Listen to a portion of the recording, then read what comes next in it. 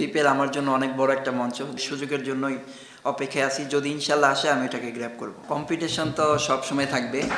Like এরকম healthy competition থাকলে ভালো লাগে। সো মেসেজ আমার যেটা মনে হচ্ছে যে আমাকে টিম ম্যানেজমেন্ট যে মেসেজটা দিয়েছিল যে আমি প্রথম 2 ম্যাচে বিবেচনা নাই ডে গেমে। তো তারা আমার ক্লিয়ার মেসেজ দিয়ে রাখছিল যে আমি নাইট ম্যাচ খেলবো। সো আমি ওইরকমভাবে প্রিপেয়ার ছিলাম সো নাইট ম্যাচের জন্য। আমার কাছে মনে হচ্ছিল উইকেটটা ভালোই ছিল। আর বাট আজকে যে আজকের মতো ডিউ আগে কখনো পড়ে নাই। বাট লো স্কোরিং হওয়ার কারণ হচ্ছে যে আমরা বলাররা ভালো জায়গায় বল করছি এবং লাইন মেনটেন করে বল করছে আর ওদের উইকেট নিতে পারছি। সো আমার কাছে এইটাই কারণ মনে হয়েছে যে ভালো জায়গায় বল করার কারণে রানটা কম হয়েছে। ক্রিকেটে আপনার ইজি কোনো কিছুই না, কষ্ট করে নিতে হয়। সো আমি আমার প্রসেস মেনটেন করছি।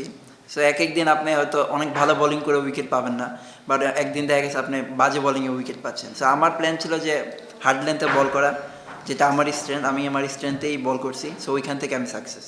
অ্যাজ এ প্লেয়ার হিসেবে আপনি যে কোনো সময় জন্য রেডি থাকতে হবে। লাইক কম্বিনেশনের কারণে অনেক সময় অনেক কিছু ডিসিশন হতে পারে, সেটা ফরে যায় বা বিপক্ষে যায়।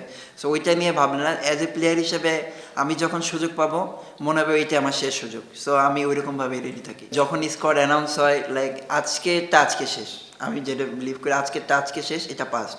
সো নেক্সট ম্যাচ যখন আবার নামবো তখন আবার নতুন করে শুরু করার চেষ্টা করবো। সো আমার প্ল্যানে থাকে যে যখন আমি সুযোগ পাবো আমি যেন আমার 100% দিতে পারি। কনফিডেন্স তো থাকে, লাইক একটা টুর্নামেন্টে হাইস্ট উইকেট টেকার ছিলাম আমি। সো ওইখান থেকে কনফিডেন্সটা আগের থেকে অনেকটা বাড়ছে। বাট আলহামদুলিল্লাহ যেভাবে শুরু করছি এটা আমাকে আরও কনফিডেন্স দেবেন, যেহেতু সামনে আরও খেলা আছে। সো আমি যদি আমার এটা ধরে রাখতে পারি ইনশাল্লাহ ভালো কিছু হবে। বিপিএল আমার জন্য অনেক বড় একটা মঞ্চ। যদি আমি ইনশাল্লাহ ভালো মতো পারফর্ম করতে পারি তাহলে অবশ্যই ইনশাল্লাহ সুযোগ আসবে। আর আমি ওই সুযোগের জন্যই অপেক্ষায় আছি। যদি ইনশাল্লাহ আসে আমি এটাকে গ্র্যাব করব।